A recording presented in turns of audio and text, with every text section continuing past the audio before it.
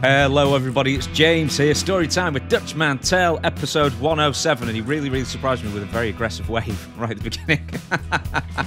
You okay? Hey, I missed you, man. Hey, we do this early. It doesn't come out until Friday, but this is a Thursday, and I want everybody to know that I interrupted my July the 4th celebration to bring this episode of Storytime with Dutch to everybody. What number is this one? 107. In the spirit of July 4th, because it's election day here as well, should we do the national anthem? Oh, Canada. Hey, you don't have that prepared? No, we don't do Oh, Canada down south. Oh, okay. We just can't do it. Hey, when I was in Nashville, I went to a hockey game and they played Oh, Canada. Everybody sit down. I said, we ain't standing that Oh, Canada crap. So is that rude? Is that disrespectful to a city or in another country? Why would they play the Canada thing? Why did they play the Canadian? For the team was coming out. Well, yeah, we boo. Like, if it's someone else's national anthem, we boo it. Oh, yeah. Well, that's because you're English. You're rude anyway. Yes. Bunch of rude bastards. Oh, I know. That came up on my Instagram, you know, Johnny Dangerously. You know, that clip where he gets the bomb dropped on him.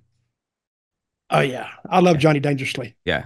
It's one of my, I haven't seen it in a long time. I'm going to go back and watch it. You should do. Yeah, it's the bit where it goes, this is Fargin War, and then the newspaper comes up saying. Oh, that's great.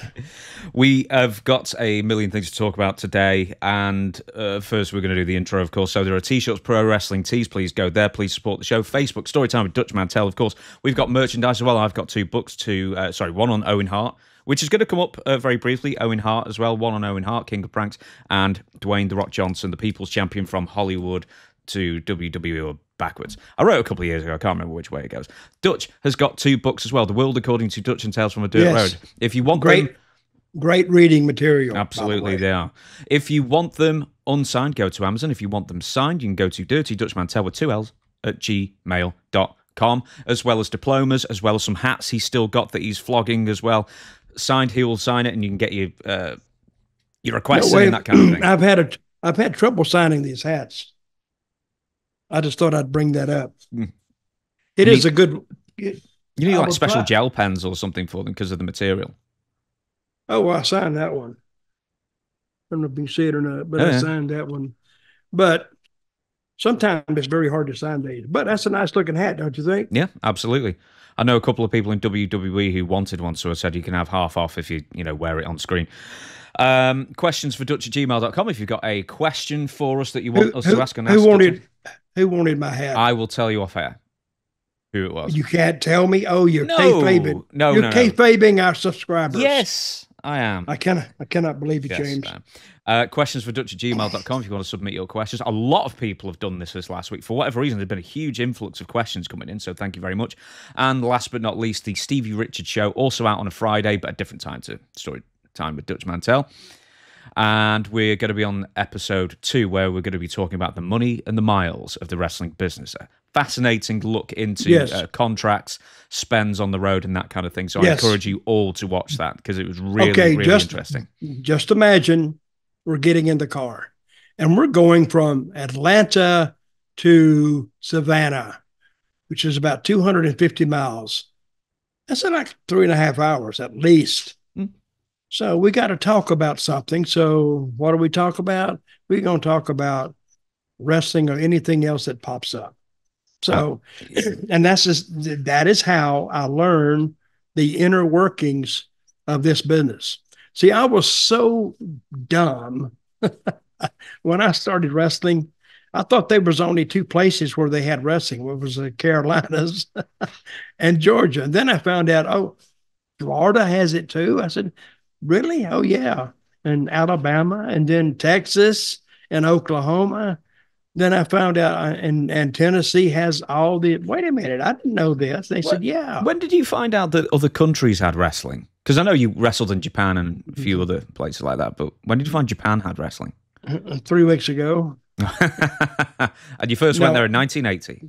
No, I didn't know it when I first started because it's riding with the veterans that I got the history of this business, because, and then I would ask questions, and I would be sitting over there. I'd be the driver, of course. Uh, Sir, can I ask you? Yeah, shut the hell up, you little bastard. What do you want to know? Then after a beer or two, then they'd start feeling sorry for me. Then they start telling me about wrestling. Then they start telling me about Japan, and they start telling me about even the Canadian territories. I didn't know that, but I learned it probably in the first 3 months, where I could go if I wanted to continue my career in pro wrestling. I never asked you this. When you were in Japan those couple of times, did you ever go to Ribera Steakhouse? I never went because we was only in Tokyo one night. Ah. So that's why I always heard about it. I always wanted to go, but nice. never did. Yeah, very nice. Then very nice. They threw our ass on the bus for 21 straight days. And we left the day I landed, after that long ass 12-hour flight. They took us right to the building and for a show that night. I'd heard, the first night you're resting. So I was ready for a good long rest till I got there. Then this is my second trip over there. And I forgot this guy's name, but he ended up knocking me out. I was in the main event with him, and he just knocked with a spinning heel kick. I'll think of his name in a minute, and it's still on. It's still online. It was Akira Maeda. We've delved into that one. He killed me. So today we're going to be talking about a number of different things, including WWE stuff, AEW stuff, of course, a lot to get into there. But with Dutch's own request. How's my color? That's somewhere between blue and red. You could do like 3D glasses with that. You cannot. Yeah, you can color one of your eyes in blue and one of your eyes in red, and then you'll see everything in 3D. Now, where did you read this? No, I may have made it up. Don't believe anything you hear on this show, ladies and gentlemen. That's fine. Unless I say it, of course. Now, with Dutch's request, we've actually got a special feature at the end of this as well, and it is going to be the top 5 bookers of all time, according to the Dirty Dutchman himself. So that's going to be our main event for this evening. A couple of quick updates from last week that we didn't get to. I want to mention the death of Jamie Kellner, 77. He was the executive who cancelled WCW Nitro and Thunder. He died of cancer. The WCW cancellation is the most seismic shift in wrestling since Vince McMahon killed off the territories, or the territories killed themselves off, one or the other, and became a national powerhouse. And the other thing we're going to mention but not get into because we've got too much news is Jeff Jarrett, after cutting that memorable 10-minute interview discussing the deaths of Owen Hart and Toby Keith and promising to win the Owen Hart tournament in the memory of his best friend, of course lost in the opening round to Hangman Adam Page. Oh yeah. Now tell me that. We'll talk about that. But this is what I got for that. Can you see that? The big question mark. We'll talk about it. Well, why don't we talk about it now then? So Adam Page just destroyed him, and then like a total heel, and then the Young Bucks tried to enlist him with them, and then he cut a babyface promo on him. Jeff. No. Jeff was just left for dead, and forget about Jeff. Adam Hangman Page then cuts a babyface promo was not aligning with the Young Bucks. This was the Owen Hart tournament? Yep. Okay, he cut a great interview. Now, if I wasn't going to have him win it, I'd at least kind of work an angle out of it. Did they work an angle out of it or not? No, he just got killed. He just got beat. I don't understand that. At least why don't you bring it back for at least maybe get a second week out of it or a third week out of it. But because of his history and the way the emotional delivery that he produced, I think the people were looking forward to that, especially it being a mystery partner. And everybody was thinking, well, he's going to win the Owen Hart tournament. And what was it? What was that called? What was the name of the tournament? Just the Owen, basically. The Owen. Okay, right. So, and I don't know the rationale behind beating Jeff. If nothing else, I would just done it for TV. And he could have there's a lot of ways to beat a heel without killing him. And the Young Bucks could have hit the ring and he could have hit the floor. Now the Bucks are hot at him. Paige is hot at him. So now he's got three guys hot at him. And wait till when he moves up that the bracket, then they come in. But I thought they would have made Jeff go a little bit longer. And I can see the dialogue about him winning it, and everybody say, he's 57 years old, and he's an old guy, and or this, that, and the other, which is ageism, by the way. I might want to bring that up, but still, he gave such a motivated, emotional interview that I think the people were interested in it. That's one of the best interviews I've ever heard Jeff give.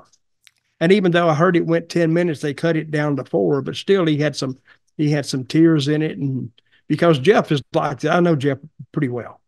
And if something is really touching him, he doesn't cry for no reason. So, and he was really close to Owen, was there the night that Owen had his accident, his incident. And of course, he's been touched by people passing in his life. His first wife passed, and I know that really affected him. And his father passed, that really affected him. But that decision by Tony Khan baffles me. You like that word, baffle? Mm-hmm. It baffles me. So, and I would like to hear his reasoning for that. Because I'm not saying it's wrong. I'm saying I'd just like to hear it.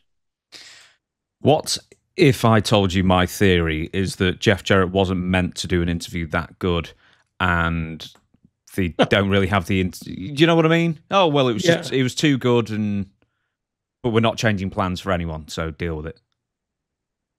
Well, yeah, they said, well, he'll do the interview, and I think it took them by surprise. That is true. So let's see if but the story is not really finished yet. I think Jeff has got to go back and try to get something back on him, at least.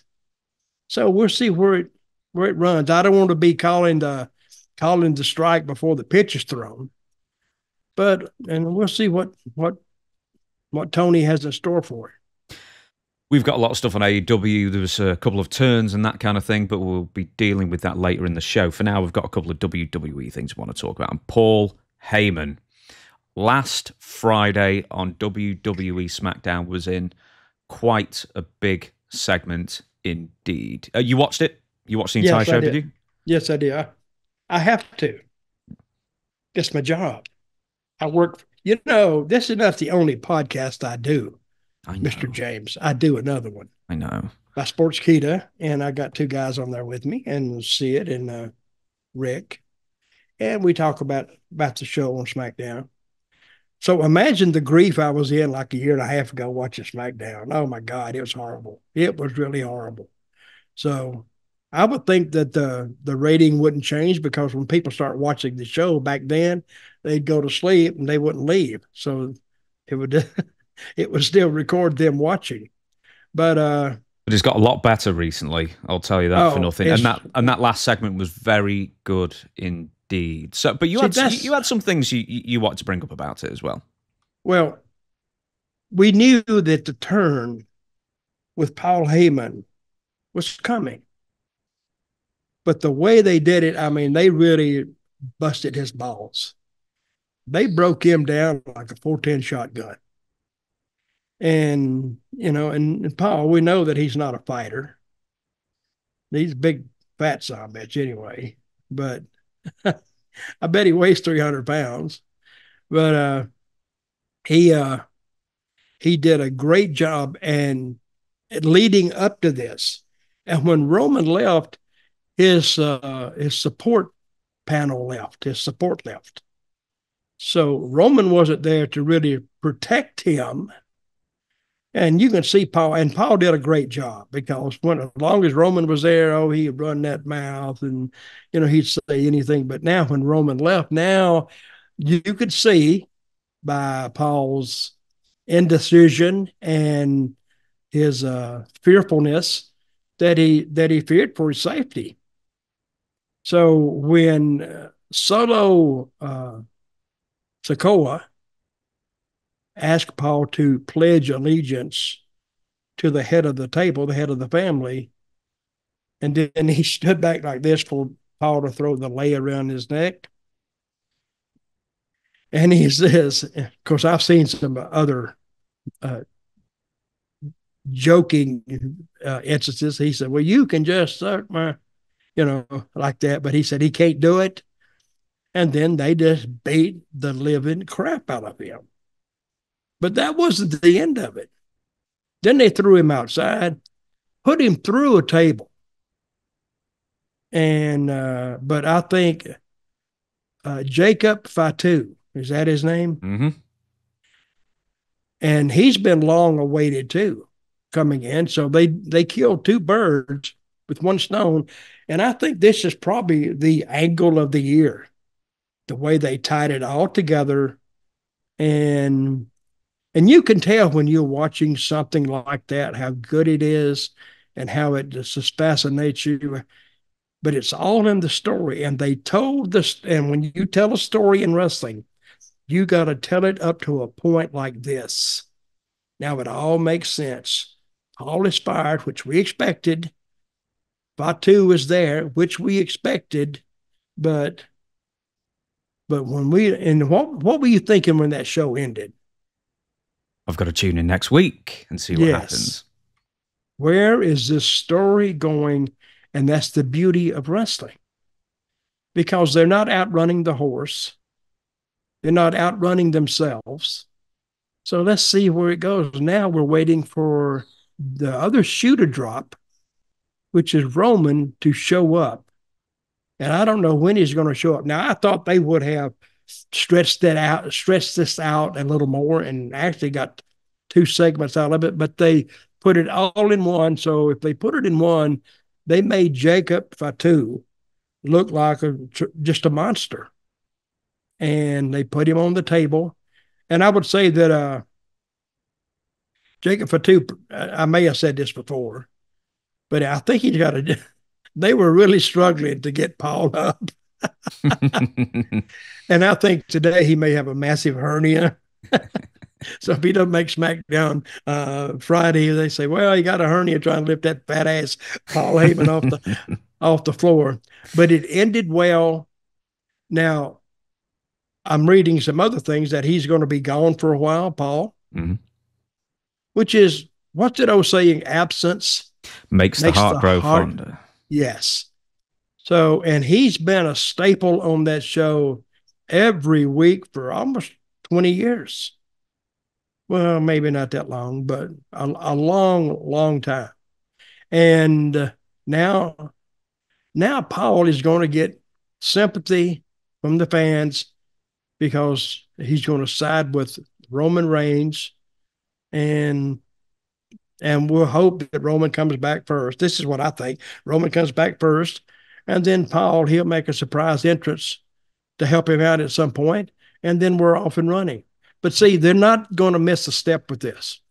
We're going to go to Money in the Bank, we're going to go to SummerSlam, and we're going to keep going right back to WrestleMania. Mm-hmm. And by that time, The Rock is back. So this territory, this organization, WWE, is red hot. I remember when they got hot back during the Attitude Era. This is hotter. Yeah, the fans' reactions sounded Attitude Era-ish as well. And they couldn't have done it in a better arena either to do this big story. So where were they? Madison Square Garden. Oh, yeah. And that was picked. You see, these things don't happen by accident. They booked these arenas and knowing exactly what they're going to do and how the arena can actually help the product they're putting out. You know, when they're booking these shows out, where are we at here? I mean, they're booked up for a year. So they know exactly where they are for a year, where their pay-per-views are, and it's a well-oiled machine. I think when TKO, when they bought into WWE, I don't think they totally realized what they were buying. They did, but they didn't. Then when they come in and they see that, and TKO sees that, man, this is a well-oiled, like I said before, a well-oiled machine. They got to think, how did Vince McMahon screw this up so bad to where the product wasn't any good? Nobody was, the ratings were down, and the house shows weren't really selling out. And you just gotta. I think it's just. I think Vince had a lot of problems and wasn't paying attention to the product he was putting out. But now they are, and we'll hear. And I'll talk about this a little bit later when we talk about bookers. I liked that. Originally, I was watching it and thinking, man, they're sort of like rushing through it a bit, at the end, because I'm so used to WWE segments of a few years ago, just dragging on and on and on to the point that you just scream and get to the point. This breezed through pretty quickly as well. So yes, it almost did. Almost to the point it was a bit jarring for what they used to do. But I mean, ultimately, it was better for it. Well, see, the new WWE fans, they're not used to this. When they saw that with Paul Heyman and Fatu, they went, wow. I mean, now that's what they like about wrestling. Nobody told them it was going to happen because it was live. No way for it. And you could probably have some news of it getting out, but nobody knew that. Didn't read nothing about it. Nothing leaked, which is another thing I think they've shut down, the leaks out of WWE, because I don't like to read those leaks like that. I just don't. I just don't. That, what's that guy, Sap, from Fightful or Fight Boy? Yeah. I think somebody, and I think they finally tracked down his source and shot him. And hung him out back at Vince's house.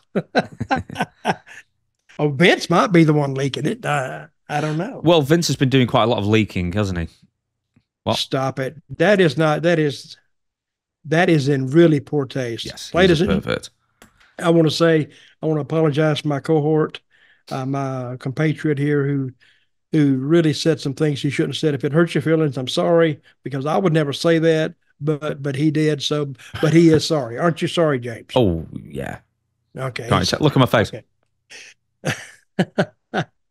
but the angle and the segment with Paul Heyman and Joseph Fatu, or Jacob, what's his name? Jacob Fatu, was one of the best ones I've seen. We're going to mention a couple more things about this. So I wonder how Heyman got cleared physically to participate in a physical beating like this, because as you said, he looks terrible. So who cleared him? He looks terrible? You said he looks like shit.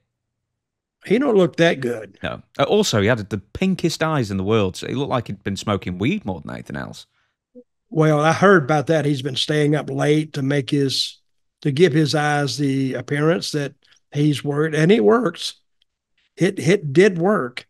So, and I also read, I'm talking about leaks here, and I'm quoting leaks, that he wanted to do it. See, going through a table it's not that hard. I mean, a table is cut and manufactured where if you don't go through it, there's something wrong. And he has a lot of padding on that backside that he's not going to get hurt. So, and when they did that, that surprised me, because you don't ever see Paul get touched. But Solo gave him the thumb, and down he went, and then they got him out there and picked him up and put him through the table. And the people in the arena, I was watching them, they were like this, like, oh my God. Because he touched, that's just, they're going for the shock factor, and they got it. I would say I fell for it too, because they put Heyman through a table. I didn't expect that. And then Fatu to do that dive off the top rope. But he did a dive off in the ring, he did a headbutt, didn't he? Yeah, well, he did a headbutt because last week or the week before, he did a splash. And I was thinking, is he going to splash Heyman? Because there's no way he could do it safely without sort of crushing him because of Heyman's big belly. So then I think he ended up doing a headbutt instead for that reason. Well, that's my theory. Okay, when Heyman went through the table, he crushed the table then when he went through it? Yes, the table collapsed under him. Yeah. So he didn't come off the top rope on him to the ground, to the floor, right? No. No. Okay. It was thumb, headbutts off the top, and then table. Hey, that Fatu kid, that kid's an athlete because he's at 300 and he can do all these moves. Oh no, he's lost a lot of weight since going to WWE. He's gotten some serious trim, I think. Well, it might make it easier for him to, but you see he's still a big guy. But when you see him do these moves, you think, my God, now you know why these Samoans are such great athletes and play football. You're not a college football fan because you're not in the States, right? You're not a U.S. football fan. Brother, they have some of these, and you can tell by their names that they're Samoan from Hawaii, and most of them play, I guess, I don't know if they played at the University of Hawaii, but they are great athletes. They probably have, I guess, 10 Samoans in the National Football League, maybe more. I don't know, but they're great athletes, and it's just natural to them to perform well. But anyway, great segment, great show. Moving on, this is something we didn't mention last week, but it's something you wanted to bring up, is Triple H on his Netflix and WWE's Netflix deal. So speaking to Pat McAfee on the Pat McAfee Show, Triple H was asked about potential changes to Raw once it moves from traditional cable to Netflix. And here's the quote. Netflix is a completely different animal. It's a streaming service. How are commercials going to work? How are breaks going to work? What's the length of time? What are the restrictions? What are not restrictions? You know, like right now, you know, just as an example of us being on Fox and, you know, if the crowd chants holy shit or something much worse, they just take that audio. Sometimes they take the picture and the audio off and it's just black screen. Oh, yeah, you're talking about The Rock.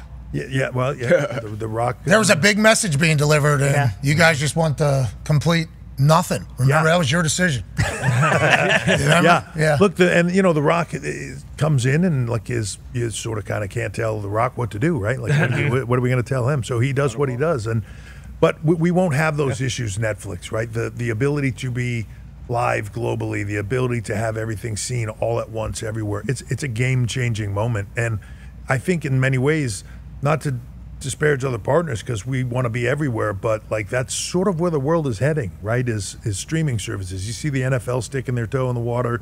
NBA is, every sport is, right? Yes. And I think it's why this Netflix deal was so game changing, and I think everybody's going to be watching us in January, especially those other sports. From a business side, they're going to be watching to see what we do differently and how that's received. I wonder how much it's going to stretch as far as leeway, but also keep in mind they've got a lot of sponsors that I imagine they're going to be carrying over with them when the next Netflix deal starts. So how far can they go? Okay, on this Netflix deal, what did they get out of that? Was it $500 million a year? And that's for worldwide rights, aside from SmackDown and NXT, which is going to CW Network. Well, there's a plus and a minus to doing whatever you want on the TV show. I think, and the people will watch it or not watch it based on that. I don't think they give a crap about it. People watch it or not. They got their money. But I think if they hold the cursing down, I think that might be better for everybody. Because on this show, we don't use a lot of bad words. I'm not trying to offend anybody. And if I say "gee, damn it" or whatever, you know, sometimes people are going to hear that anyway. But I think you may have the kids are still going to watch it, and I think if you're going to appeal to them, you got to watch what you say. And I like that. You know, they can go out there and they're unimpeded now. I like that word. Unimpeded. They can do what they want to do. But there's a pro and a con to it. So let's see how it works out. I'm not going to draw a decision on them now. I mean, keep in mind that they drew their best cable ratings, aside from like back in the late 80s, I think the Royal Rumble was the biggest rating, maybe. I can't remember. 98, 88. But the Attitude Era, you know, brought in its greatest ratings, and that's when they were, you know, their dirtiest, boobies everywhere. It was a great time to be a fan as well as a kid. Let me tell you, it was a great time. Well, good. Let's see what it does. Okay, we're going to move on. Britt Baker returning. So, Baker turns up on TV, AEW Dynamite, and Dutch is about to fall asleep. Okay, go ahead. No, go. Give us a recap of what she said. This was like a 15-minute segment. Oh my God, they just wore it out and went on and went on and went on. I got it, girls. I got it. You come to the ring, and then you have Melissa, what's her name? Mercedes Mone, and they come to the ring. First of all, it went way, way too long. We kind of had the idea, and I hated when that what was the first girl's name? I already forgot her. Yeah, she wants to talk. She wants to talk to people like a teacher or and the future and the past and the present. And get to it. You've been hurt. You're coming back. You want the title, and then have Monet come out. It could have been. I think that was switched off several times. Now, and when they left after 15 minutes of this, they didn't even have any kind of physical altercation between them at all. And Mercedes Mone is a heel, I guess now. But I didn't like her when she was a babyface. And it is better to turn her heel because she is just irritating little bitch. Because I want to see somebody just beat the living crap out of her, but I don't think we're going to see that. Then she talks about, at one point, is this where we talk about where Tony Khan is flying her everywhere? Oh, we'll get to that very shortly. We've got our own thing with Mercedes Mone, very much so. I mean, people have missed Britt Baker quite a lot. She's been gone for like a year, pretty much. She said that she had a few minor injuries, including herniated discs and a torn hip labrum. And then she said she felt good until one day back in November when the room started spinning and her right side went numb. Essentially, she'd had a mini stroke, is really what it is. And then, she said, that won't stop me from coming back to wrestling. It's like, that'd stop me. Yeah, that would stop me too. That would stop me too. Listen, she's already been forewarned that a stroke, she's already had a mini one, right? You said? Yeah, pretty much, yeah. So she's going to have to watch out. Is this, and I understand loving professional wrestling because I'll talk about that later. It is somewhat of a drug. If you could market that drug and sell it over the counter, it'd be the #1 drug in the world. But now she's had a health issue about having a stroke. And she needs to take that seriously because if she has a stroke now, you know what the people are going to say? Well, she knew about it, but she took the chance anyway. So the sympathy factor really falls off then. So I hope she knows what she's doing. And of course, there's no guarantee she's going to have a stroke. I hope she doesn't. But I mean, when you hear something like that, but she's going to go ahead with it anyway, well, she's taking her own health or her life in her hands, and I hope it works out for her. But her and Monet, would you buy a ticket to see it right now? At the very least, I thought between those two, at least it felt like it was a big match between the women where they just really haven't had many big match feels at all. I got it, but it takes 14 minutes to get that across. No, it doesn't. Yeah, that's what I'm saying. Well, we were just talking about the previous segment with Paul Heyman, and I said, man, that breezed by. It got the points over. There was no, protracted stalling. Because I'm going to mention this with the Heyman thing again. So when he's got, delay, and he's going to put it on. Calm down. Relax. Breathe deeply. There was the bit where he's going to say, "You are not my tribal chief," or where he's going to put the lei on his head. In old WWE segment producing, that would have lasted minutes, and you'd be looking back and forth and up, down, and then say it. But they just sort of just got over with it, and I appreciate that more. It felt a bit more organic. Whereas now Mercedes Moné's sort of in the WWE mold, and she's bringing the WWE mold of a few years ago over to AEW. With all these injuries with Britt Baker, how do they even happen? I mean, is it just, are people bumping wrong? Are people bumping too much? Are people just taking too many high-flying risks? Why are so many people in this day and age getting horrible, severe injuries and even at the risk of a stroke now? Yeah, okay, how many times a week do the AEW talent work? What, on average? Probably less. Probably less than once a week. Okay. How you going to train your body when you only get in the ring once a week for TV? I mean, you gotta get in shape for this, but they're not doing it. So therefore, and apparently they're not warming up properly, and they just think, well, I'll just get in the ring and I'll warm up there. Well, you can do that. Hopefully, it works out.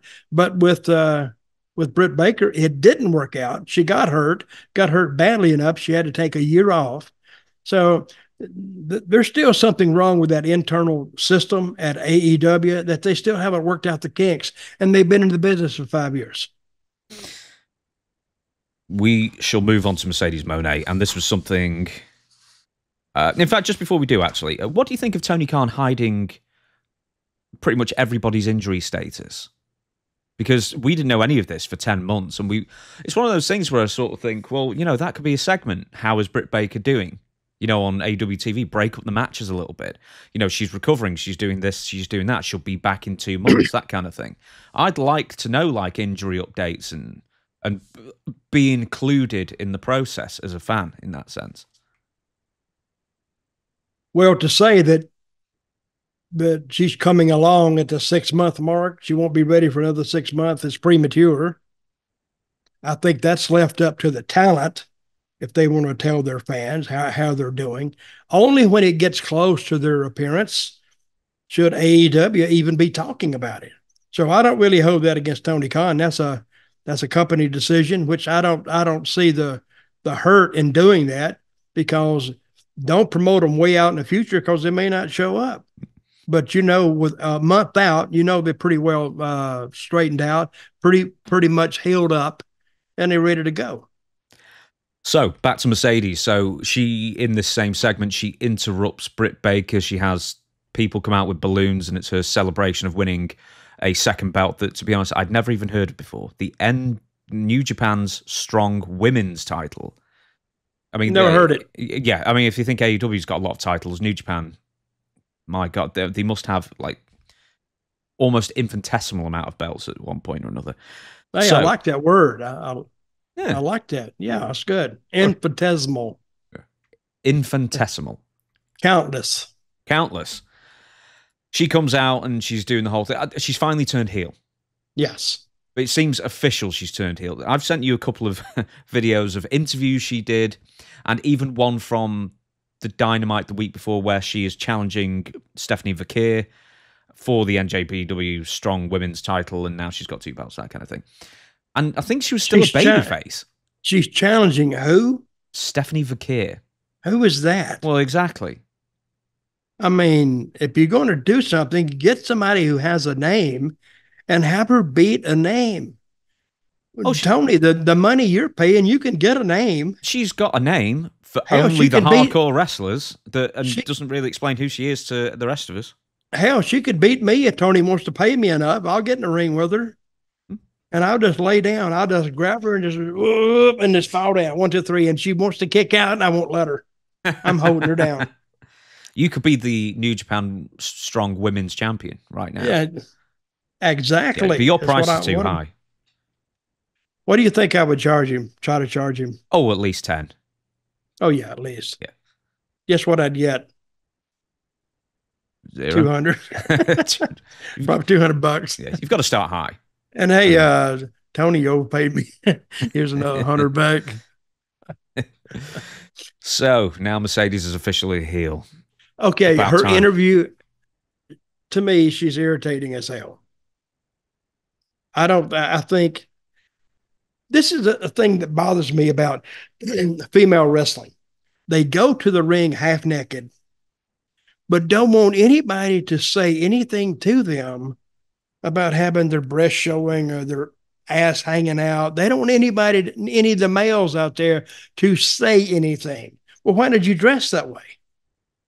Yeah, you look great. So if a male is going to say something, you know, he's not going to say something that bad. He said, "Oh, your tits look good. Oh, that's gonna make her mad. Oh, don't make me about my body. Make me about my talent." Well, Monet, I hate to tell you, your talent's not in your interviews. I'll tell you that. And I don't think it's in your work. To tell you the truth, I see nothing in her, and I can see why she didn't get along with WWE, because she has an ego, and you can't have an ego in WWE, especially when Vince was there. Vince had the ego. Nobody else had one. So if you wanted to match egos with him, go in there and talk to him. And then the next thing we see is you're walking out the door with your bag in your hand. And now if she wants to have an ego there, they still won't put up with it. You cannot allow that to happen. You cannot allow the talent to tell the management what they'll do or they won't do, because pretty soon the other talent sees that the management doesn't have control like they thought they do, and you got chaos on your hands.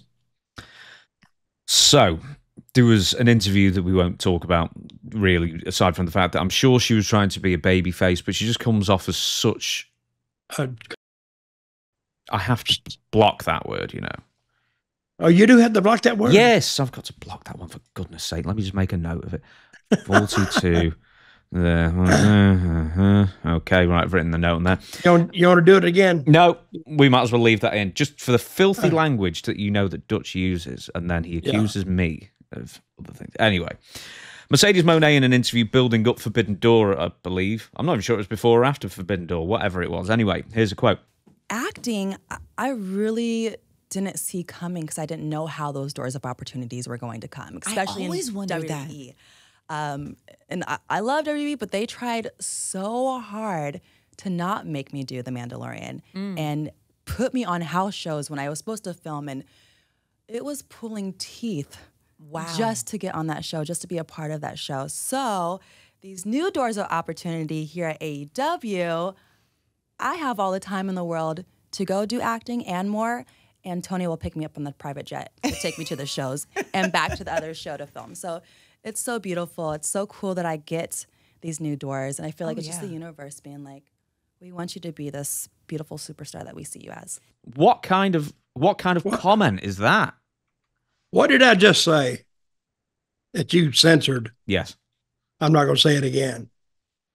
I'll rest my case. Right, let's bring up two things. Let's bring up the first thing first. How dare WWE want you to do the job they pay you for? No, and pay you well. Now, Tony probably pays her better, I guess, for what I'm hearing. But I don't think she's making all that money that she claims she's making, or it's reported she's making. Maybe because Tony Khan's got more money than he's got sense at this point, because she is not turning any numbers. I don't think anybody over there is turning the numbers that could quantify their paycheck. She's turning channels to other channels when she's on. She lost the fans almost immediately, because I think she's just so intrinsically unlikable that she can't hide it. And she may not even have the self-awareness about it. And okay, if anybody tells her there, you need to stop this, she's not going to listen to them. She is better than AEW combined, just herself. And if some producer comes up to her and tells her, can you stop that? Even if Tony Khan comes up to her and tells her to stop doing something, she will talk to him. She'll show him respect, but she'll talk him into allowing her to do it.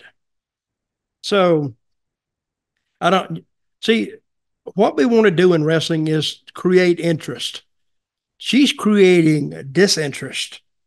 So when she comes out there, a lot of people said they may not turn the channel, but they may turn their brain off. So when she come out, I have never watched a Mercedes Mone interview till you sent me that little clip and said, what's this? I've never watched it, nor did I ever have the inclination to watch it. She does nothing. Now let's take a girl, Chelsea Green in WWE.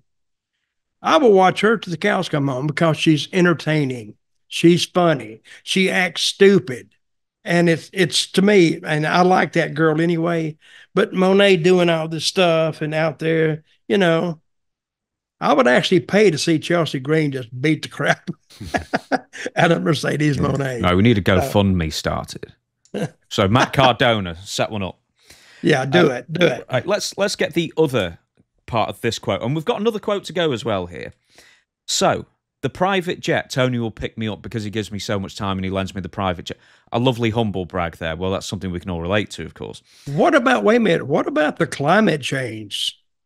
What about global warming? Maybe that's why her hair changes colour so much, because she's on the private jet, like behind the engine. So he sends wherever she is. I guess his private jet is in Jacksonville. That's where he lives, right? Mm-hmm. But where it's based, I suspect, yeah. Yeah, and I don't know where she lives, New York. So he sends his private jet to New York to take her to Kansas City. Yeah, to poison the earth. Yeah, that's quite a bit of flying. And she gets on there, and he probably takes her boyfriend. Have you seen her boyfriend? The husband. He looks her husband. We'll be bringing up the husband in a second. Don't you worry. He looks put upon. I'll tell you that for nothing. Well, don't you worry when we get to that husband. That poor fella. He's a saint. Let me tell you. Now, hey, we don't talk bad about people on this show. Remember, Tony, we have a reputation to uphold here. Yes, absolutely. So it's also, and this is the thing that really chaps my ass, is people just going on about, all these wonderful things happen to me. The universe is looking out for me because I'm so wonderful. And the universe at large, apparently, whether it's religion or some other spirituality or something, is now looking out for you to make you a superstar that can fly on private jets. Mm-hmm. I hadn't realized she was so special. No. It's like, hey, look at me. The world revolves around my ass. Mm-hmm. And that's what she thinks. So, and I think when she goes out there, I don't know how she gets along in the dressing room. I guess fine. How she has to get along there to go along. So I guess she gets along fine, but they say the biggest mark is in actually the wrestling business. So let's say he doesn't send the private jet to pick her up. Say that is just a bunch of crap. But I've heard that before somewhere. But what if the other talent are thinking, well, he doesn't send the private jet for me. He doesn't pay me that money. He's paying her that money. So even though it may be just a setup statement that she makes, I think it could get her a lot of heat in the dressing room. So here is another quote. I think it might have been from the same interview, like Hot 97 or something like that. I didn't write down the thing. We'll try and get it on the screen. Here's another quote about an outfit that her husband had made for her. Yes. And what was the least favorite design that he's done for you? Ooh. And you felt uncomfortable. I was pissed off. I was mad. Yeah. It was Money in the Bank. He made me this disgusting, ugly. Who puts green, yellow, white, and navy together? Yeah. I legit cried and screamed. I'm like, I'm not going to wrestle good. This makes you look ugly. I hate it. I made him feel so bad. I'm like, this is not what I said. I didn't like all this stuff. And honestly, it didn't make me feel confident when I went out there. I remember doing my entrance and I slipped a little bit. It's like, man, what a colossal super bitch to throw a husband under the bus. And he'd do her a favor. Oh, her husband should be punched right in the mouth. Well, we know who wears the lupus green and yellow pants in that family, let me tell you. No shit. And I saw the outfit. It's fine. It didn't look that bad. It had a lot of color to it. After she puts all the color in her hair, she's bitching about color, and the yellow made her stand out. I didn't think it was that bad. I thought it was actually pretty good. But her husband goes out of his way to please his wife, and she starts crying and getting mad at him and cussing him out. Brother, If it'd been me, we'd have had a huge problem. So I'd have got my bullwhip out and I'd have told her to stand over in the corner and take a couple of lashes for that. So she's just saying, I don't think that's made up. I think that actually happened. No, apparently her husband had actually done an interview with who I don't know who's interviewing this guy. I don't know if he's famous in some other endeavor, but apparently he said the same story, but he didn't say it like this. He didn't say it like basically just talked about himself like a piece of crap. But he's a designer kind of anyway, right? He must be to be making clothes. He must be some sort of designer in that sense, yeah. Well, anyway, when I saw his picture, do you know Gypsy Rose? No. You know who I'm talking about? No. Gypsy Rose is she's all over the social media. She had her mother killed by her boyfriend, and she got like 10 years in jail. He got like 40 years, and that's not her. I don't know. I don't think that's her. Okay. But she has this series now out, and her husband, Monet's husband, looks like the husband of Gypsy Rose. I mean, they don't look alike, but they're both kind of ugly looking guys. And I hate to say it, but not like I'm us. thinking, no, we're handsome. We're handsome bastards. That's the spirit. But I'm saying, what in the hell would she see in him? Free outfits? I guess. I don't know. I do remember we talked about Gypsy Rose some months ago, vaguely. I've got a vague memory of that, yeah. Because she went to an AEW show, I think, weirdly. Well, she's got like 10 million followers now. She just got out of prison like 6-8 months ago, and she has 10 million followers. Hey, well, it's two people who don't deserve the amount of money they're getting, I guess. Also, as far as her role in The Mandalorian, I mean, it could have been a bit of... Okay, The Mandalorian, yeah. What is that? Disney, I didn't see it. It's it's great. Mandalorian on Disney Plus, Star Wars universe. What was Mercedes Mone? How was her part in there? It could have been a bit of rag on a stick for all that it mattered. She had like 3 lines and she was just in the background. She had no big part in it. So I'm sure it's important for her to be on screen and get into acting or whatever. But honestly, her part was so insignificant that it could have been anybody. How was her lines delivered? Can't remember. I watched it. The last time I saw The Mandalorian was at least a year ago. I cannot remember. She was like, not Bo-Katan. I think it might have been Bo-Katan, like the leader of like the women Mandalorian. No, they're not all women, are they? Anyway, I don't know. The Mandalorians that don't wear helmets. Anyway, she was one of them. She was just another person. The Mandalorians that don't wear helmets. Oh, yes. That explains it. Yeah. Okay.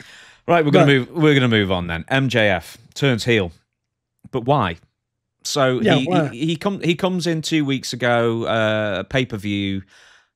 Some very interesting for various reasons. He comes on a pay-per-view a couple of weeks ago, I think, or a few weeks ago. He confronts Adam Cole, who's still not ready to return to wrestling. He basically puts paid to the Devil Mask storyline where he was going to get revenge, and then they were both hurt, and then it just like faded into just dust. So it was just so basically just killed that old storyline straight away. And then he comes back, he challenges Daniel Garcia to Wembley Stadium all-in pay-per-view. And then the next week, this being the Wednesday just gone, tell us what happens, Dutch. Well, I think, doesn't he lose a match to Osprey? He does. And in comes MJF being the big brother type and saying, it's okay. And of course, the little guys, he's all torn up, and then they hug and he holds his hands up, and people said, oh, what a great competitor he is. And he's helping the guy. And then he just kicks him in the nuts. And that was it. He just kicks him in the nuts, and that's about it. But for no reason. I don't know why. Does that turn him heel? I mean, wouldn't you have done that with a higher tier talent? That's what I would have done. Does it make me want to see MJF get his ass kicked? No, not really. It's just something they did in wrestling.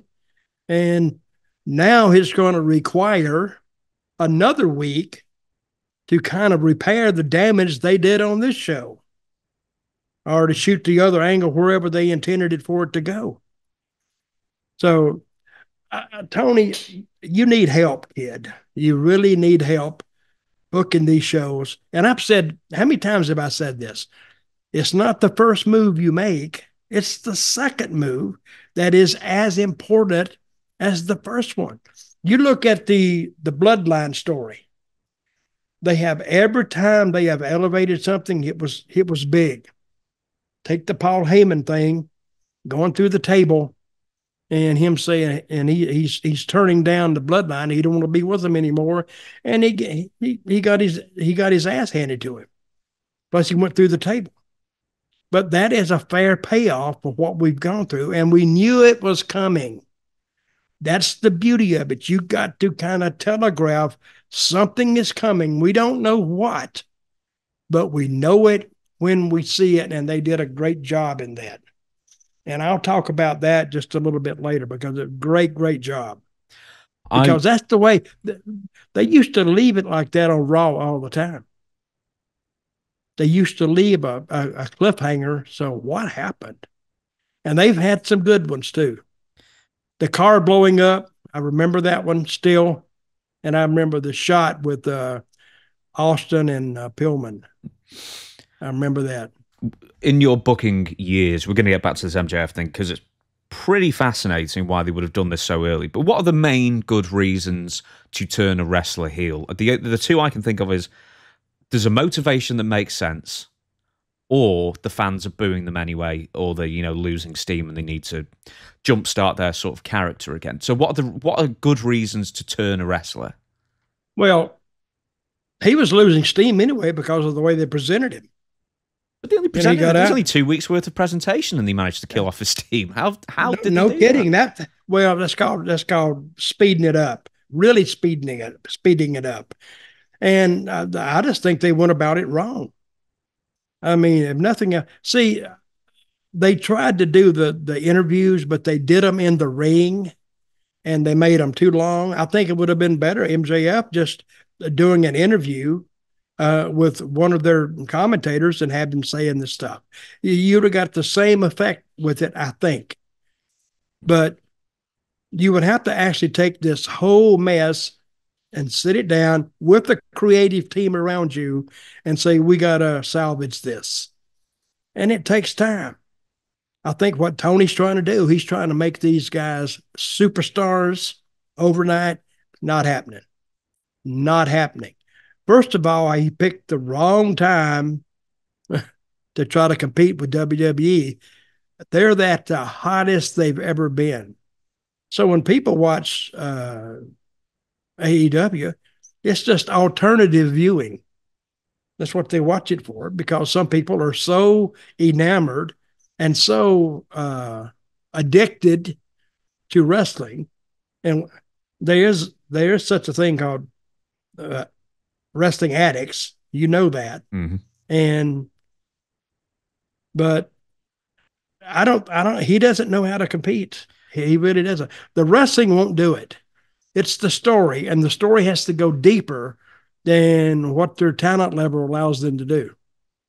A couple more things I want to mention here is, I've said this about AEW before, I'm sure you'll agree, is that they basically have a roster full of mid-carders.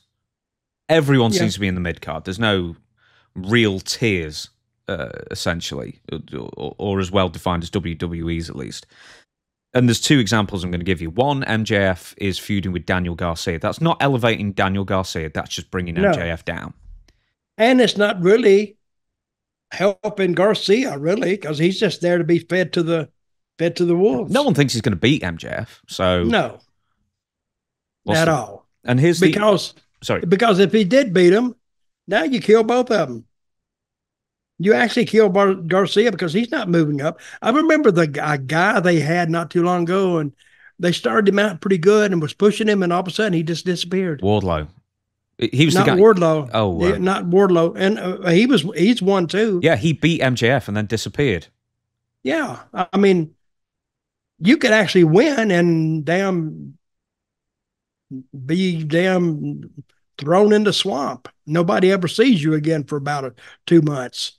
It's not how you get somebody over. Powerhouse Hobbs, you like the big muscly black guy? Was it him? Yeah, they could do a lot with him. He's gone. He's injured himself, so he's disappeared for the future. Well, I don't know what kind of injuries they're working through, but I think this was just done this back asswards. One more thing I'm going to bring about the mid-card theory is Samoa Joe was AEW World Champion. He loses the belt, and then what does he do? He is now a bit part player in the Hook versus Chris Jericho feud.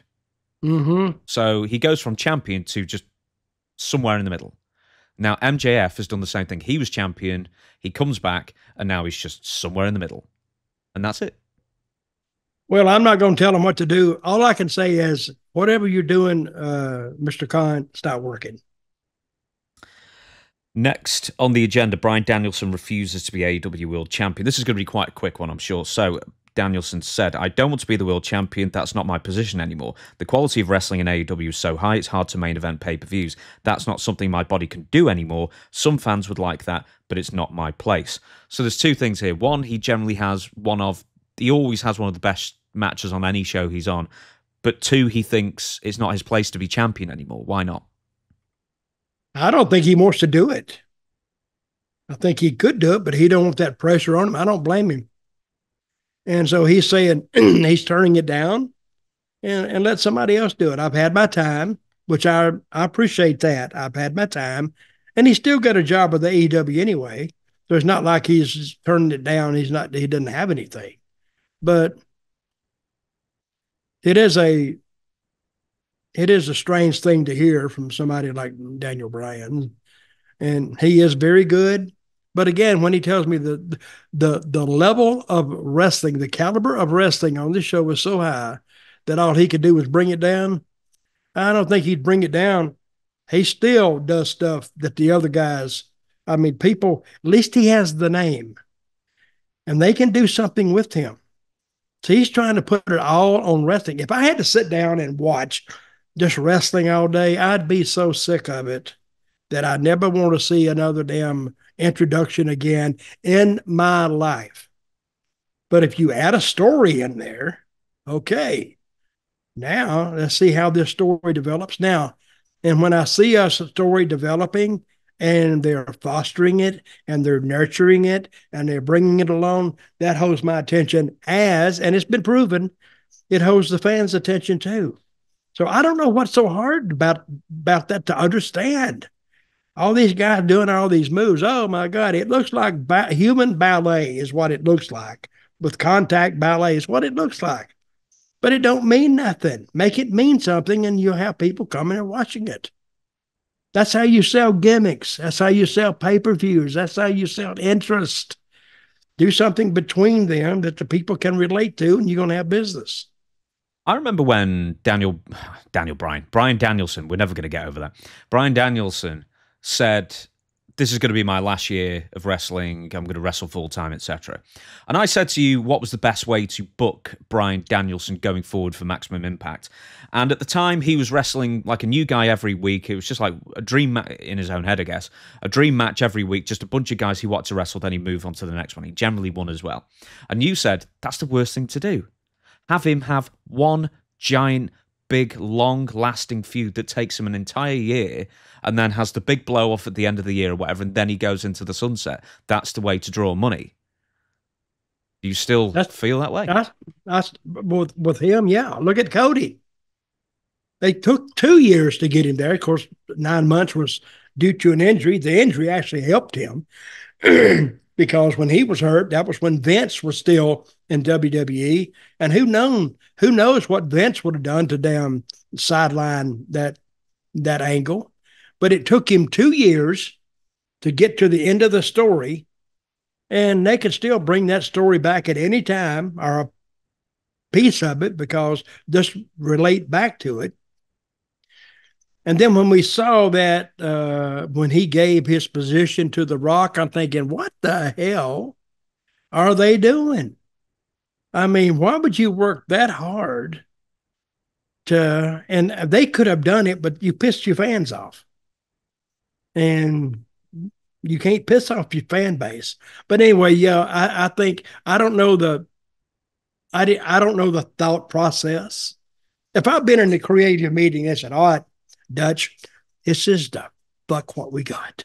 We're going to let Daniel Bryan beat this guy and beat this guy and beat this guy. And he's already said he wants to retire and beat this guy. I'd say, well, why in the hell is he beating all our talent? He's quitting and we're still going to be here with talent that he's beaten. How are we going to revive these guys? That's the stupidest idea I have ever had. But if he says, I'm going in, he said, I got one more run in me. It's like Cody saying, I gotta do it for Dad. I got to do it for him. I got to do it.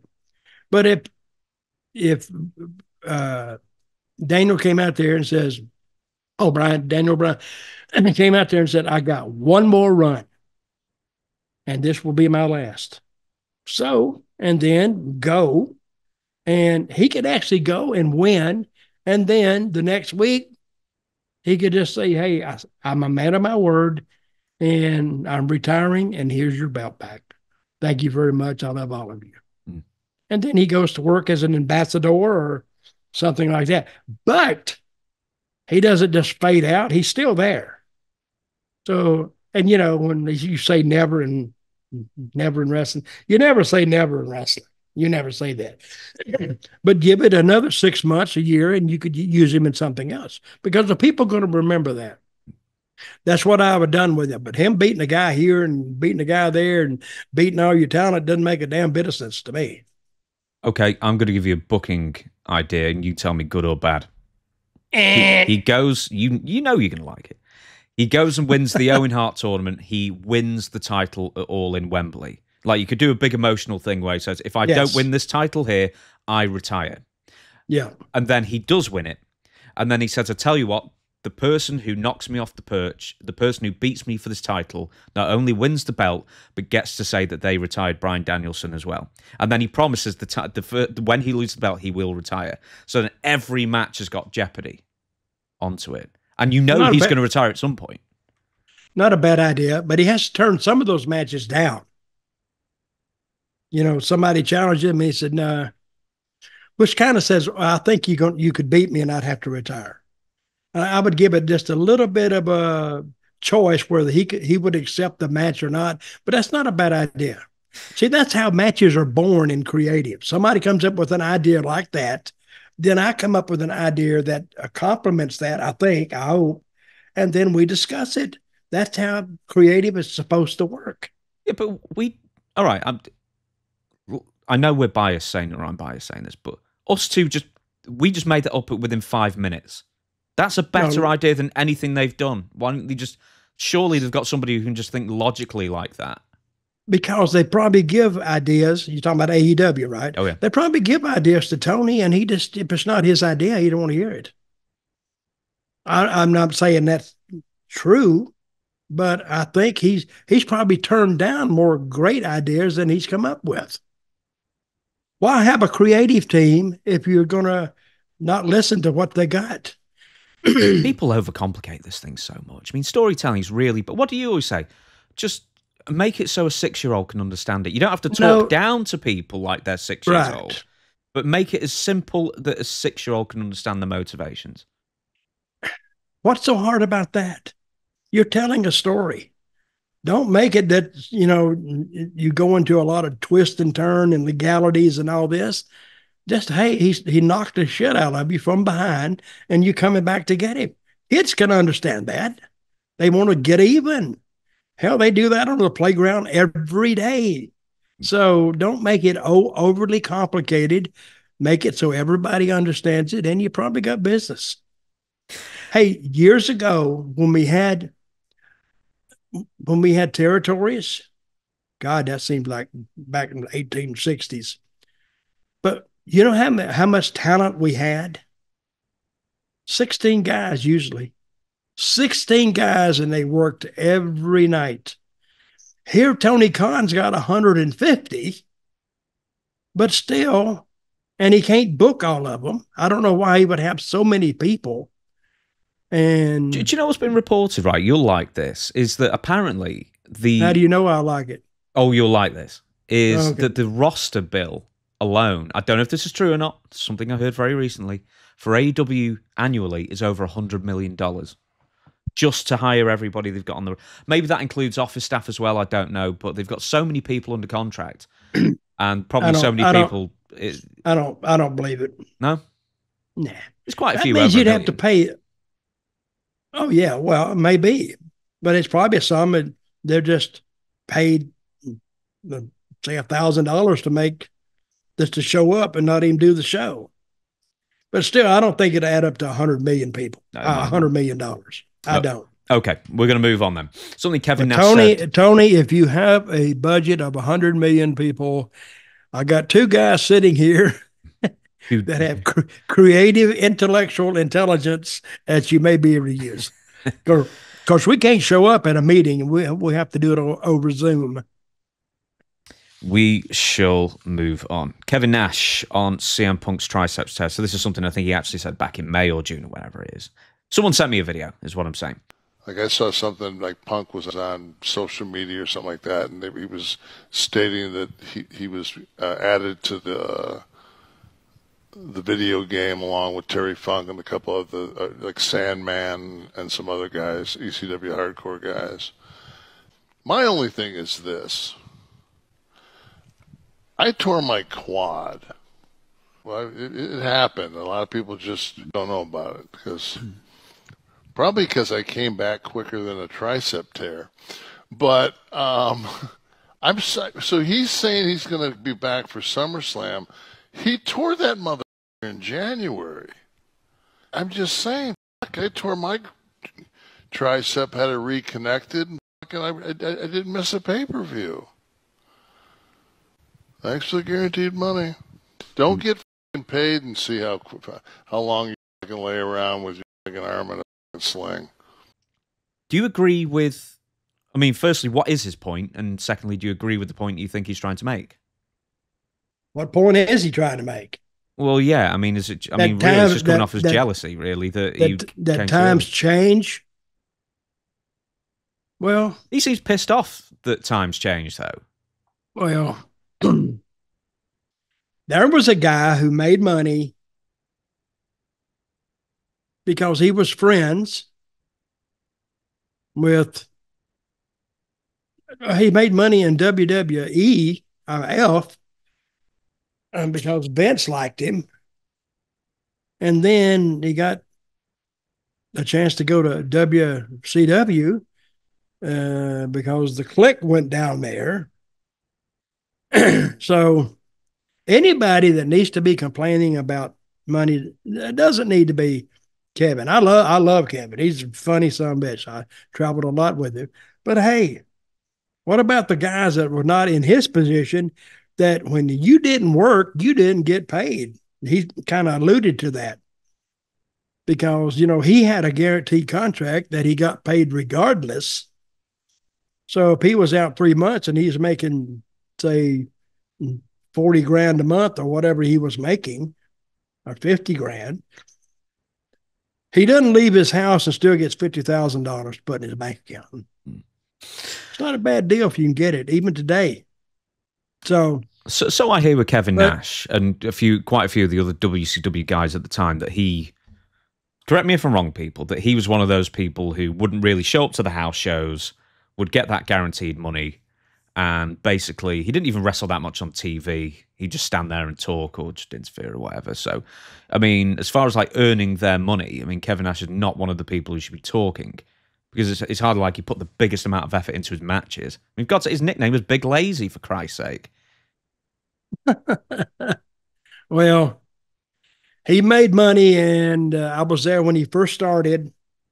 He was 6'10", big guy. I think his size got him there more than anything else. But I don't think he ever drew any, big money. I do some sellouts, but on the pay-per-views. But I guess Turner had so much money in those days. You know, I guess Turner was an earlier rendition of Tony Khan. Except Turner, I think, had more business sense, because at least he had a TV that he could put this product on. And I don't know, I guess Tony just wants to sell it, but I don't know. And make your money and go on. Don't be jealous of somebody else. Now I don't think he much likes Punk anyway, tell you the truth. And I think he's getting back, he's making a shot at Punk, which is okay with me.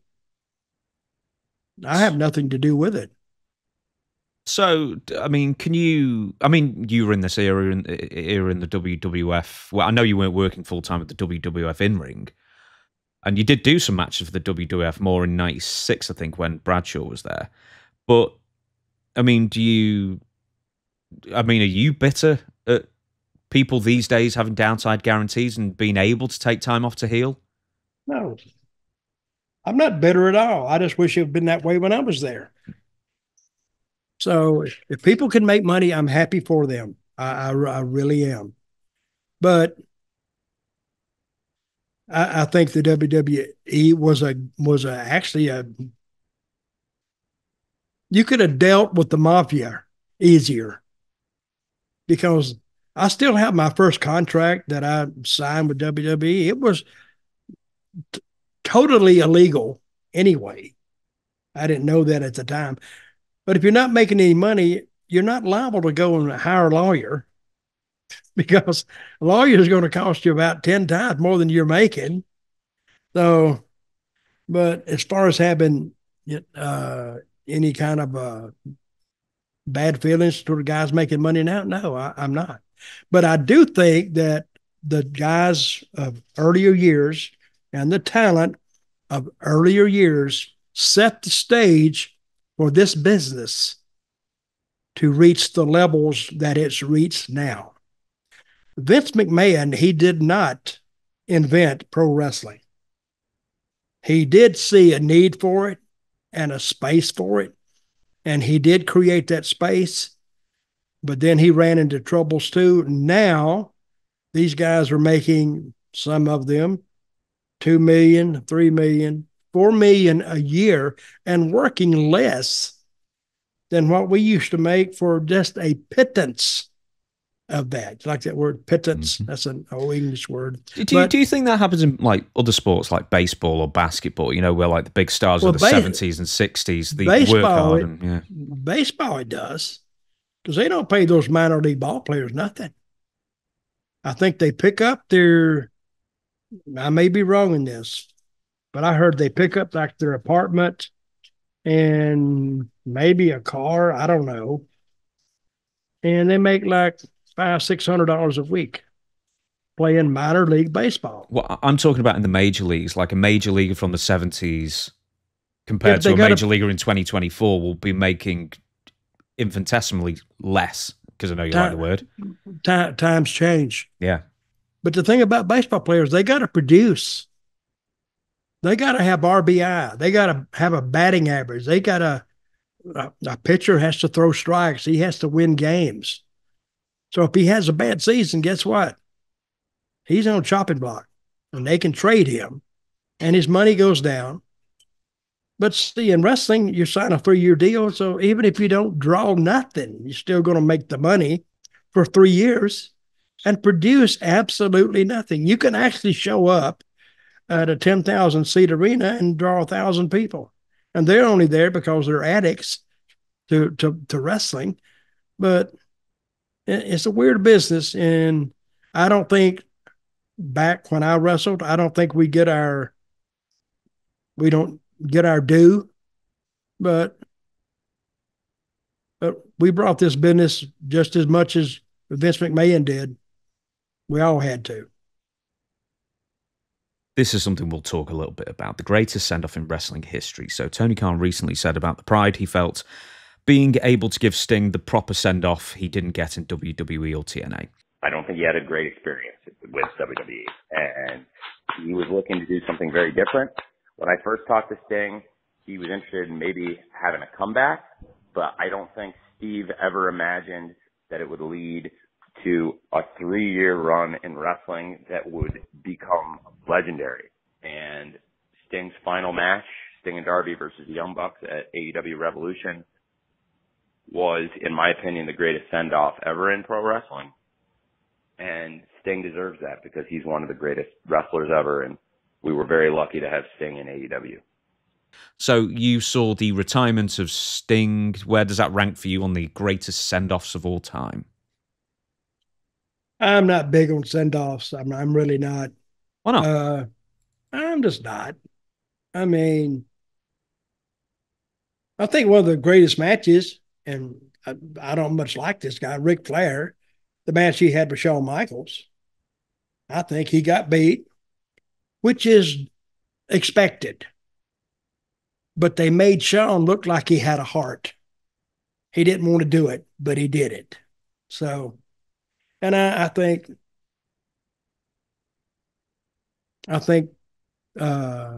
Sting's comeback, retirement was good. It really was good. They did it in Greensboro. They did it right. So I will say this one thing that Tony Khan did well is his retirement match, and leading up to that, I think that was well done, well produced, and well executed. Did you ever book any retirement matches where the person actually was going to retire, or at least intended to retire? No, I never. Somebody said, "Did you see so-and-so's last match?" I said, "God, I hope so." There's a few different retirement ones here that I was going to bring up. So there's a retirement match, career versus streak. That was Shawn Michaels versus The Undertaker, the second of their two WrestleMania series. Yep. Lita, she had a send-off in like 2006, and it basically ended with Crime Time selling her stuff off at Survivor Series. It was just tailor-made to try and humiliate her on the way out. So I'm doing the best and worst here. Japan does a lot of retirement tours more than matches, in the sense that, they'll have like a good year of Great Muta or Jushin Thunder Liger, for example. See, now I think those are better. See, is that what you would do then? You'd make it an elongated thing? Yeah, let everybody, all your fans, because not just the fans in one city made the guy, made a talent. It was the fans all over, say Japan, all over in those cities and towns that watched him. So if this is the last chance they're going to get to see him, you go out and you make that the centerpiece of your presentation in that town, and it would do well. Bryan Danielson at the moment is almost doing an unofficial retirement tour. When he's done full time, he's going to be still wrestling something like 5 to 10 matches a year, he said. So it's not going to be a proper retirement, but we'll have to see how that pans out. Another example is Rowdy Roddy Piper from WrestleMania 3. Where he goes out on top. I think claimed he was retiring whether he won, lost, or drew, because he was going off to film They Live, and he beats Adrian Adonis as well. And one more that I don't think you saw this one, WrestleMania 7, Ultimate Warrior Randy Savage, and that was a retirement match as well. That Randy Savage, I think he was out for 8 months or something. So who knows about that? The only other one I've written is Trish Stratus's Toronto Farewell, which she just basically said, "I'm done after this match," and it was in her hometown, and she won, and I think she won with a sharpshooter as well in Canada. So, the biggest of, So she just said that, right? Yeah, she just said, "I'm done," basically. Promotion didn't say it. Yeah, no, she made the decision she was retiring, essentially. Okay. And she basically... That's good. That's good. So, to reiterate, Ric Flair, Shawn Michaels is the best retirement send-off ever for you. I would think so. Fine choice. But it had a good finish, and it made Shawn look like he has a heart. And when Shawn delivered it, he didn't want to do it, but his job dictated that he should do it, and kicked him or whatever he did, and pinned him 1, 2, 3. That's what happened, right? Okay. It's funny how no one actually remembers the meat of the match, but they remember the emotions and the final seconds. That's what wrestling is. It's the emotion you feel, and you're thinking, my God. See, you felt emotion, and we've talked about this several times during this podcast, the emotion with the Bloodline and Paul Heyman. You may hate Paul Heyman, but all of a sudden, here he is, big, fat, 60-some-odd-year-old guy, and these young guys are beating the crap out of him, laying him out, and now he's going to take an extended hiatus. And I think now they're talking about how great he was, and he was great. He was, but Paul was good at writing stories, and stories that continue on and on and on and on, almost into infinity. You could actually write a wrestling show into infinity. You just keep changing your characters. Hey, well, it's gone on 100-odd years so far, so why not continue for a lot longer? Yeah, but they broke the continuity of it about 1,000 times. Yeah. Well, now Vince is gone. Hopefully that'll happen at least a little less in WWE. Now, before we get to the main event of how to be a booker in the top 5 bookers ever and why, something else that you sent me a few days ago, and it's another installment of Is This the Biggest Idiot in Wrestling History? So bear with me 1 minute while I cue up the video. Right, okay, so I've teed up the video. It's not the best video. I saw a better version of the video somewhere, and for the life of me, I couldn't find it, so we've got to go with this Instagram one instead. So, Dutch, here we go. Oh, my God. Okay.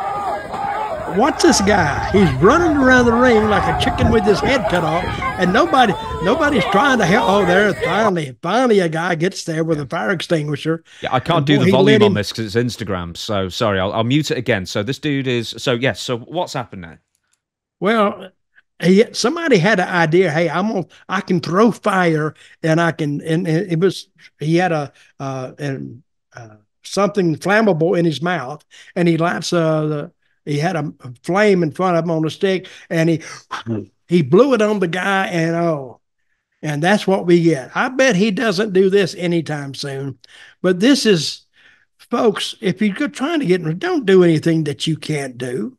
He's engulfed in flames for the audio listeners. Now, I usually say that the fans will remember this 15 minutes later. No, they're going to remember this, but the guy... All 24 of them. Yeah, the guy doing it is going to remember it the rest of his life. Oh my God! Right, he almost died. Right, so we're going to watch this. He's jumping around like doing the Bugs Bunny sort of like wheelie. But then look, right, he gets the t-shirt off, and then he pops right back up, and then walks off. Oh yeah, he doesn't even sell it. No, he's glad to be alive. It's what it is. Oh my God! Is that just like the indie fan outfit there? T-shirt, shorts, backwards hat. That looks like somebody's backyard. Yeah, that's just someone's garden. That's what it is. That's not even a show. And before anyone complains, I'm wearing joggers, so I wasn't wearing shorts because I am wearing a backwards hat. But I guarantee you, everybody that left that show are talking about this. They said they didn't expect to see this when they came in, but they did. So. Where does this rank on the stupidest people of all time in indie wrestling list? Because we've had the guy who set his head on fire. We've had the moonsault off the building thing on the car, which went brilliantly. Yeah, it's top 10. It's top 10. Hey, we need to take all those and rate them. Boom, boom, boom, and just number them and take them all the way down to 0. Well, it's all, as stupid as it is, like light tubes or something like that. At least it's outdoors. You're probably not going to inhale a carcinogenic amount of dust if you do it once, right? And the glass will just shatter everywhere and, cut you up. But what is it with fire? Why do they just want to use fire, which is unpredictable and can kill you very, very quickly or disable you or scar you for life? Why are they obsessed with using fire? I have no idea. If somebody wanted to do that to me, I said, no, I don't think we're going to do that. You're more flammable than most anyway. Oh, I am. And somebody wanted to throw fire on me. I said, you're not throwing fire on me.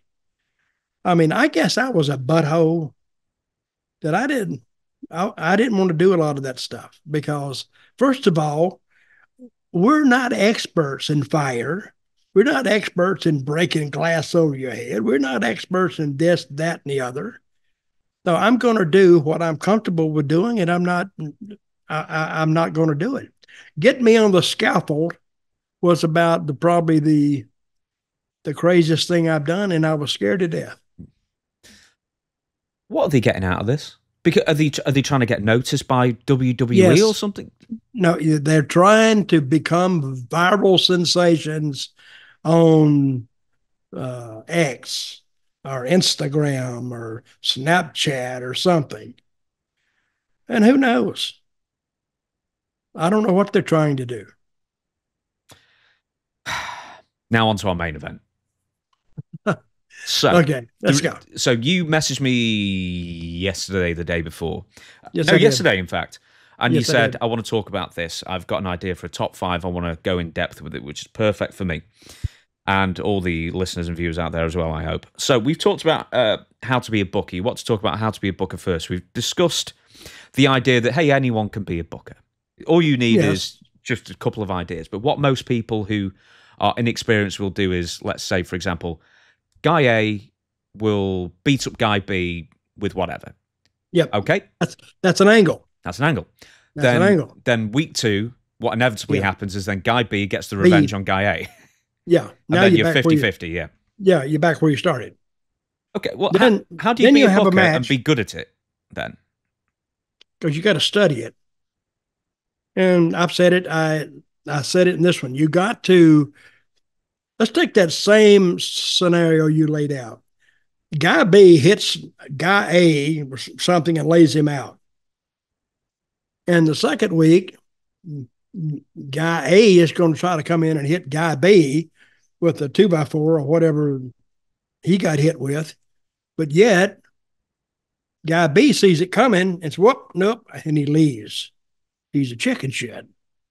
Now that at least continues the story. He hasn't made, he hasn't got payback for it.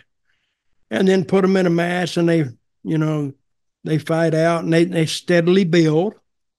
And then you take it to probably a cage match, but you got to have a winner. But in having a winner, what I usually did, I would have the guy come back in 2 weeks, the loser, and kind of inject himself back in the guy's business.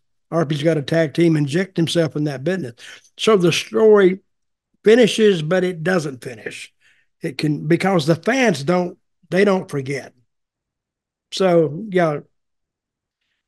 Can you be a booker? Yes. Anybody can be a booker, just by what we're saying right there. You can be a booker. But being a successful booker takes a lot of study, and you got to understand what you're trying to do. See, I was lucky in my career that I used to ride with actually a lot of bookers. And they would tell me, not necessarily how they did it, but how to do it and their ideas. And if you just, but see, people today, they don't have that. They don't have that pleasure. They don't have that opportunity to ride with people who have actually booked before. And they called it sitting under the learning tree. Well, I sat under it a lot of times with, guys who really drew a lot of money and their angles made sense, drew a lot of money. Of course, they didn't draw the money that their WWE's drawing now. They didn't have pay-per-view. But they did draw sellouts in these 10 or 12,000 seat arenas. They drew, and you could feel that the heat, if they had just expanded this a little bit, you can imagine how big their business could have been if they'd had pay-per-view. But there's different ways to do it. Some guys will tell you, and some guys don't want to talk about it, but get it where you could. And I made good use of my days traveling with these people to just pick their brain, and they would tell me. So it's, you either understand it or you don't. Some people understand it almost automatically. Let me tell a story about Eddie Gilbert. Eddie Gilbert wanted to be a booker so badly because his father was a wrestler, Tommy Gilbert, and his brother became a wrestler, his younger brother, Doug Gilbert, and they were like from a wrestling family.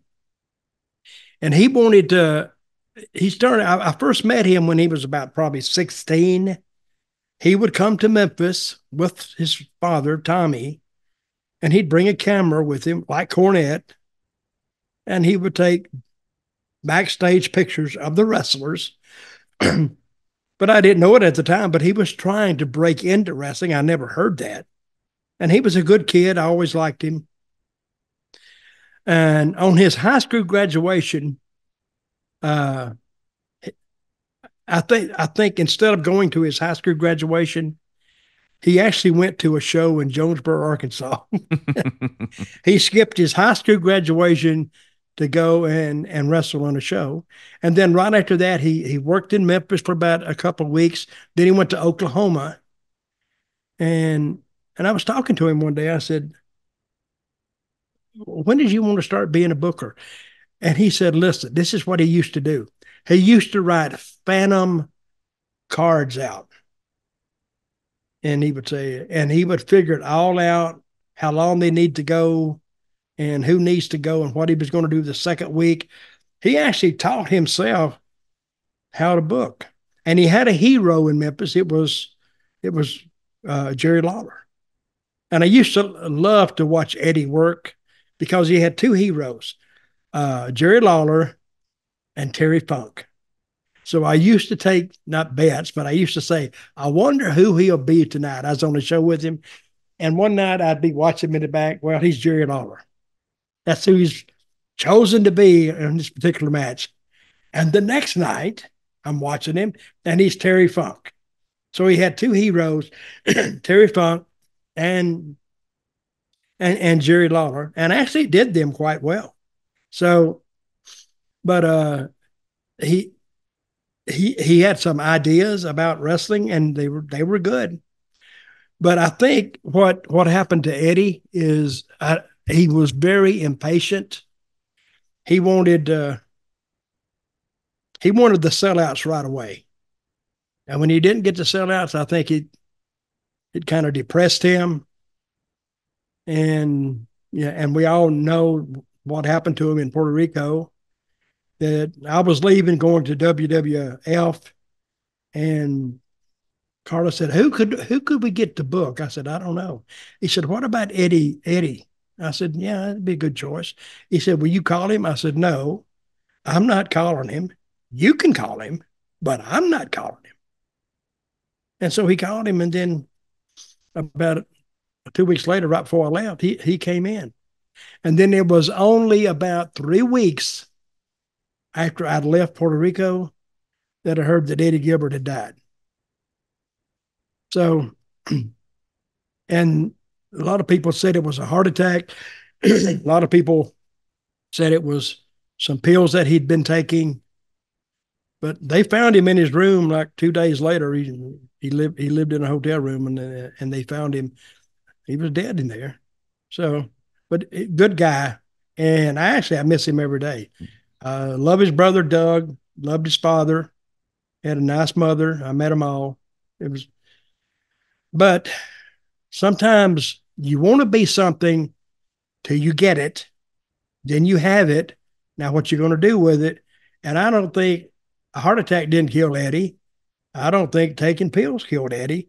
I think the wrestling business kind of killed Eddie, because I think he loved it too much. Now that turned into a story about Eddie Gilbert, but I've seen guys like that because they love the business that much. Before we get onto your list of greatest bookers, is there any booker out there who you thought was terrible but had significant tenure as a booker, who just kept getting hired or employed?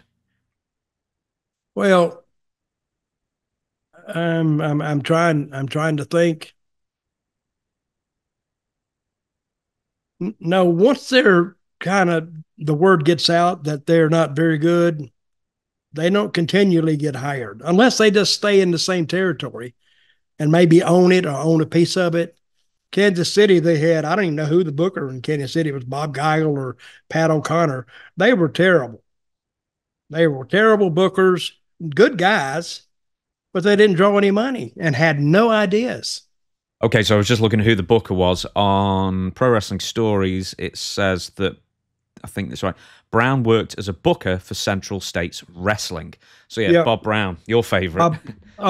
Terrible. Terrible. We shall move on then. So before we get to the top 5, you have some honourable mentions you'd like to bring up. So not only tell us the name of the person, but could you give us maybe some of their best ideas or their style of booking as well? Well, most of my bookers will be from down south. And I would say one of the best bookers that taught me a lot about booking was Tom Ernesto. He was one half of the mass team, the Assassins, and they drew a ton of money in the Carolinas and drew a ton of money in Florida and Georgia. They were really, really, he really understood human nature, and he really knew how to work his gimmick. So, and of course, he would book himself. They were the top heels, and they should have been, because when you watch those guys work, even on their interviews, they never raised their voices. And Tom was a great talker, and Jody Hamilton too. They were great talkers. And so when they talked and the camera came in on that mask, you believed them. So there was no bullshit about these guys. So I think he's not probably top 5, but he's definitely top 10. Honorable mention anyway. I'll say another one. I can't remember his name now. Buck Robley was a good booker, because he booked in Oklahoma for Bill Watts and had a hell of a run, because he understood kind of the territory, and his style was just wide open anyway. Plus, he had a baby face there that was over like a son of a bitch, was Junkyard Dog.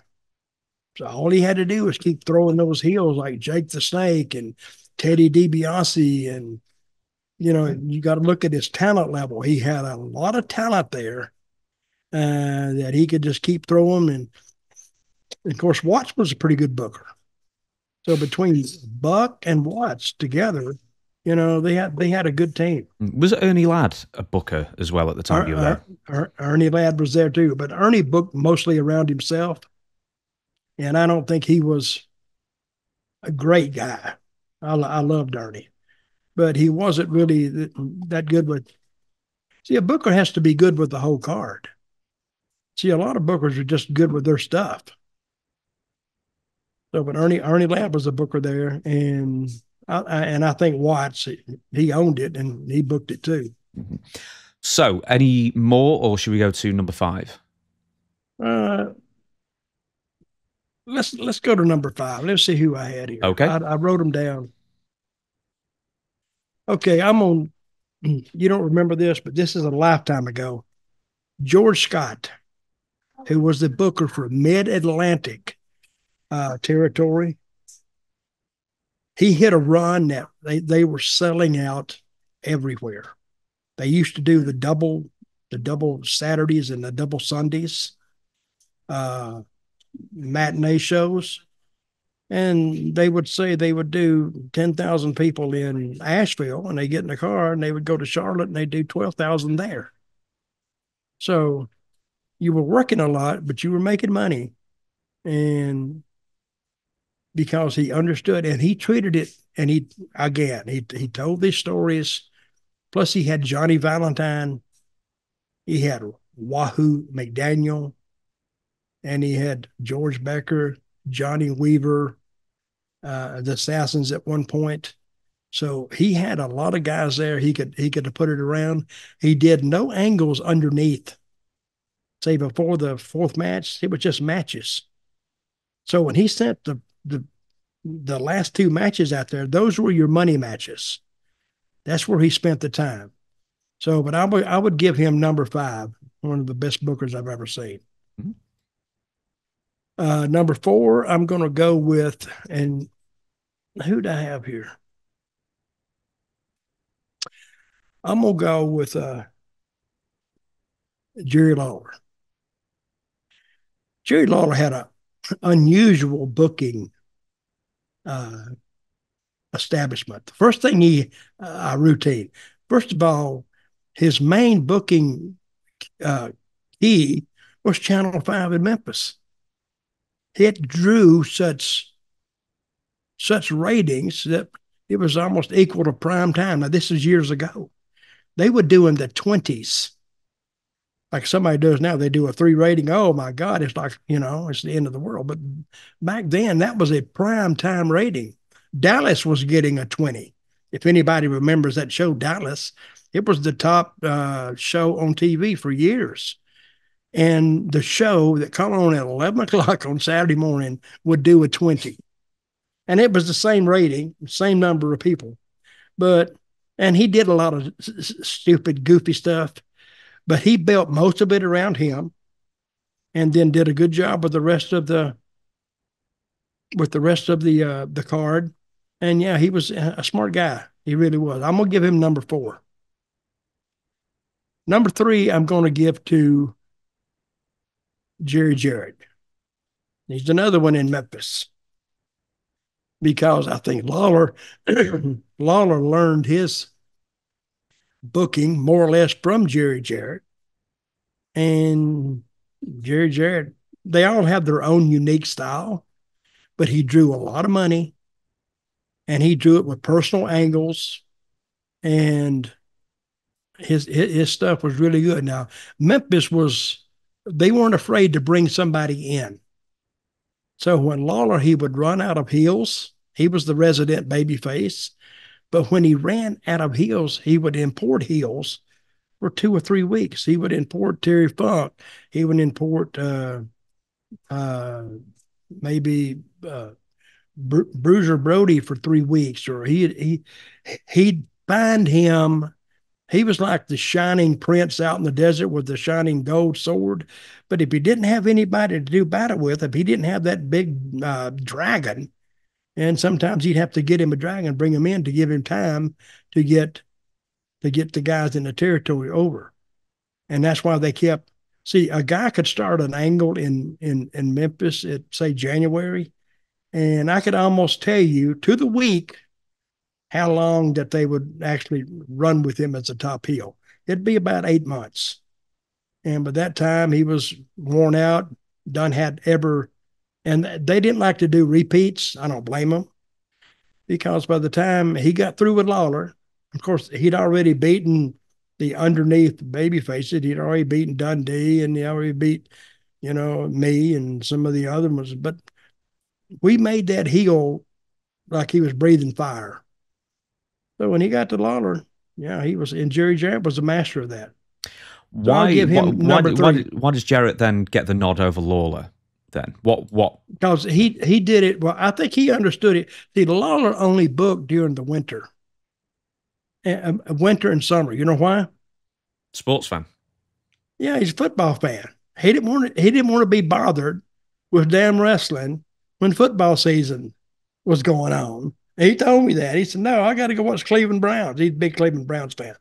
So, and then he would turn it back over to Jerry, but I've seen it so hot, usually this is back in the day, when September come around, business went down, because that's when the kids went back to school, and they expected it every year, except about 2 years. I remember in Memphis, we went through September like it wasn't even there. I mean, it was so hot. And I don't think anybody was staying up late at night just thinking of things to do. It just one of those times that everything just comes together, and it kind of books itself. And when you have talent, I mean, good talent, that happens. Okay, number 2. I'm going to give you one, Ron Fuller, that booked Continental Wrestling. It started out in Alabama, and moved to Knoxville. And Ron was a basketball star at Clemson, my favorite university. And his dad, Buddy Fuller, was from the Welch family in Tennessee. they brought pro wrestling to Tennessee. And he had actually watched all these years, and he was a big wrestling fan too, but he knew how to book it. And he was the type of guy when you go in there, and Ron was really, really friendly. And he said, well, Dutch, come on in here and sit down. Hey, man, how you doing? Hey, you want something to drink? This, that, and the other. He said, hey, I got this idea. I want you to listen to this. I want you to help me with that.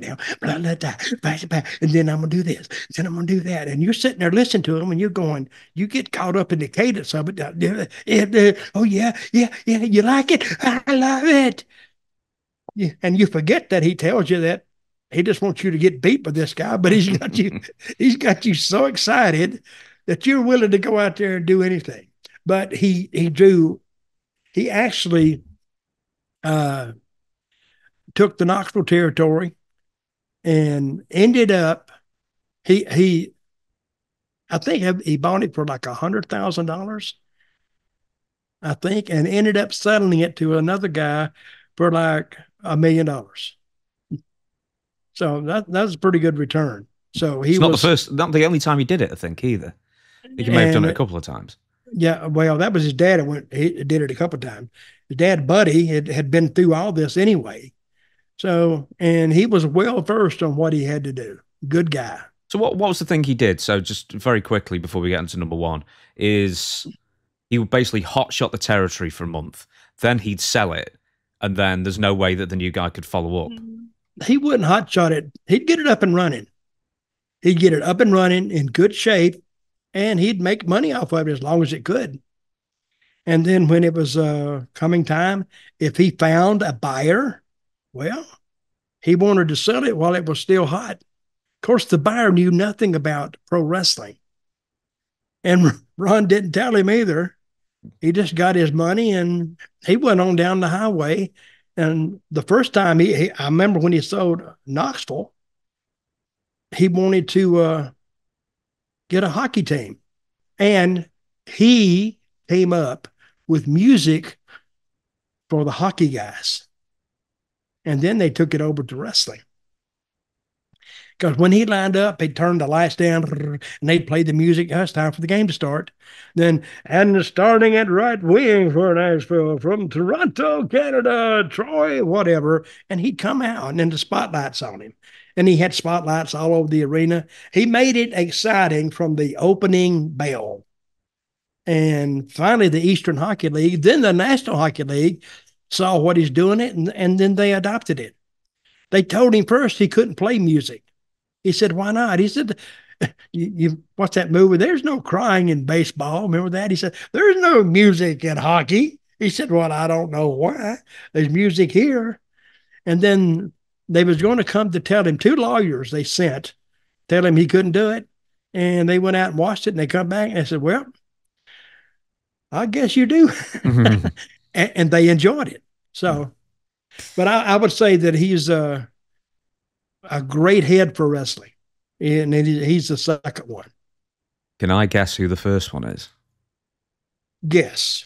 I was thinking of various different people. I was thinking, are you going to say like Pat Patterson or someone in Puerto Rico or something like that? And then I remembered. No. I think it's Eddie Graham.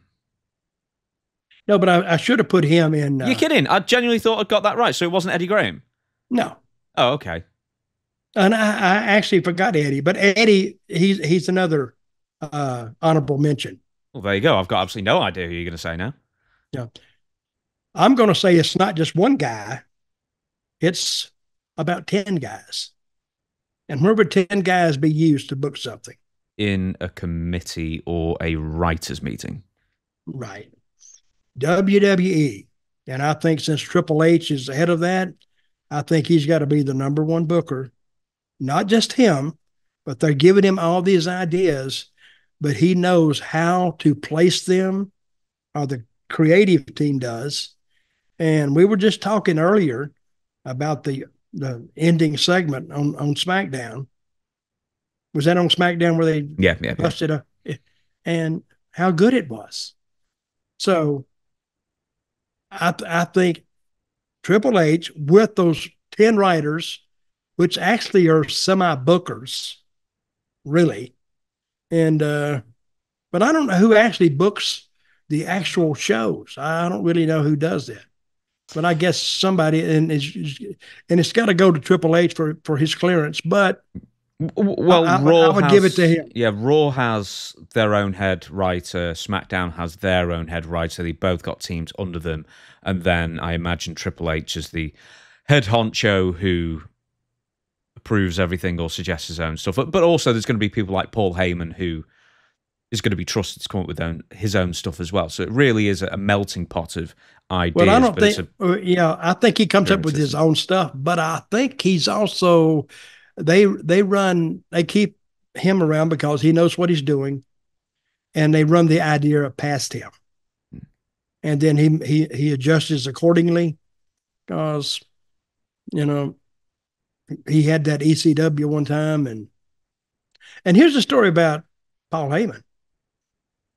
I think he was getting ready to buy into Philadelphia, but he came to Memphis as a manager, and Eddie Gilbert was there, and they ended up, I heard, pretty good friends.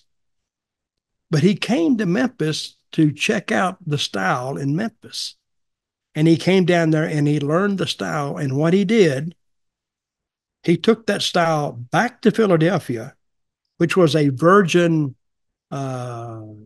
territory, if you want to call it a territory. It was a virgin city for Memphis wrestling. They were used to the old WWF style, the big 6'4", 260-pound heels. It moved slow, and they didn't have a lot of action. So when he saw Memphis, he said, "Wow, these guys are moving." And we're running each other around the ring, and it was much faster, much more entertaining.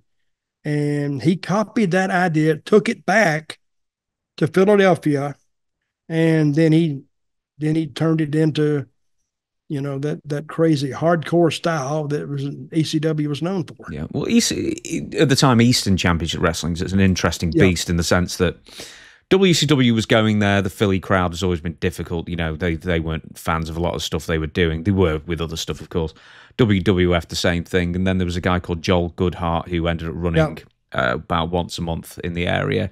But the thing was, he was essentially a money mark. He was overspending, bringing everybody he could possibly bring in, from Abdullah the Butcher to Cactus Jack to Owen Hart, just anyone he could do to fill in. And also had a lot of young guys like Sabu and the Sandman and stuff who would go to Eastern Championship Wrestling. So ECW and Eastern Championship Wrestling, when it first came out, was really a bar wrestling outfit, like indie kind of thing. So, and they get the occasional WWF guy like King Kong Bundy or Jim Neidhart and Don Morocco. How could I forget Don Morocco and Tito Santana? And then they built it with Shane Douglas and stuff like that over the course of the time. And then they found their own footing. But he built it with TV. Well, do you know, really, they actually built it more than anything else through word of mouth and the newsletters, which Eddie Gilbert had an in with Dave Meltzer. And Eddie Gilbert told Dave Meltzer to start covering Eastern Championship Wrestling. And that's how, at least with the tape traders and those inside fans at the time, that's how ECW popularity grew. Well, it grew, and because those Philadelphia fans are different, really, really different. I went out on the crowd in Philadelphia with WWF. They're brutal. I go out there, look out here, you piece of... I just walked out there and said, "I ain't done nothing. Yeah, you need to get over." Oh, they were brutal. So, very, very briefly, was there anyone in TNA where you worked in a creative capacity for a good 6 years or so? Was there anybody there who you would give an honourable mention to as far as actually being a good booker, whether their ideas were listened to or not? Well, Vince Russo. I didn't listen to him. But I will say one thing. Vince, at least he'd work every day. And he may not have had great ideas, but he always had one. And a lot of people said, "Oh, that sucks." Well, you might take a sucky idea and turn it into something. And even Jeff. Jeff was pretty good at coming up with ideas. Jeff Jarrett. If we said on this list that because you mentioned Triple H and then all the people under him, that is number one, what if we said Jerry Jarrett and Jerry Lawler combined because they basically tag teamed the Memphis territory and booked relatively similarly, even though, you know, Lawler's booking was a bit more silly? That would open up spot 5. George Scott would bump up to 4th place. So if there was a 5th place that you could put in, who would it be? Eddie Graham. Yeah. I'd put Eddie Graham in there. There we go then.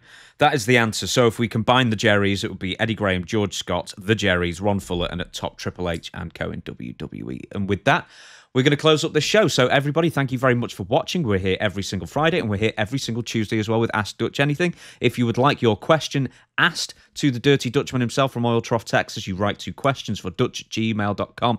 But for now, thank you very much. We will see you Tuesday. And Dutch, on this 4th of July that we're recording on, yes, we the people.